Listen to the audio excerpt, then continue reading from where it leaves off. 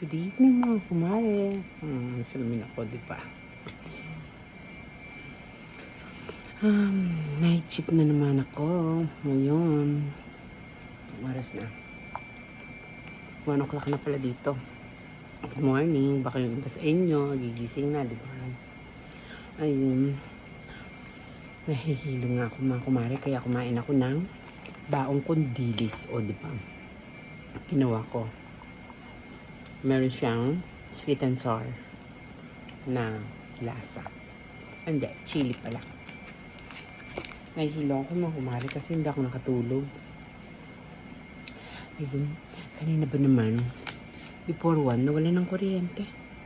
Nandun ako sa pinakadulo ng kwarto ng matanda. Hindi ako makalakad ng mabilis kasi super dilim. Bigla ba naman ako natakot. Ayan na naman. Oh my God. Sit ka lang. May nagdo-doorbell. Ito na mga kumare. Bumalik na ako. Hindi doorbell. Nag-sensor yung nung matanda. Kasi bumangon siya. Ayun, nag-CR siya. Sinamahan ko muna siya mag-CR. Ngayon, pinatulog ko uli. Ayun ako.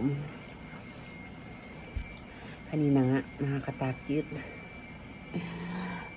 Akalain mo, ako lang mag-isa dito sa harapan tapos walang kuryente. Ang hirap, di ba? Nakakatakit. Ikaw lang ang mag-isa tapos walang kuryente. Ang alaga ko is 40. Ako lang mag-isa. Oh my God, meron na naman nagdo-doorbell. Essence, nagna-nurse call to. Teka lang, habihan ko.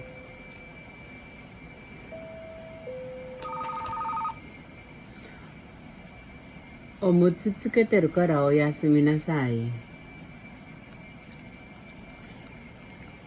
Kasi, siya, naka-diaper naman siya. Hindi na nila pinapalitan kasi yan hanggang umaga pag naka-diaper. Kasi matandang yun kasi niya lang, habi niya lang pumindot ng nurse call. O, diba? Ay, naku mga kumare.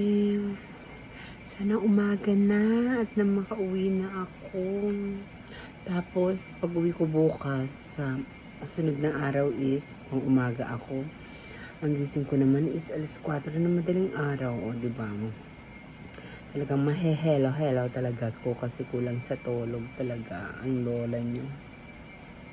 O siya, mga kumare. Sweet dreams na lang sa inyo dyan.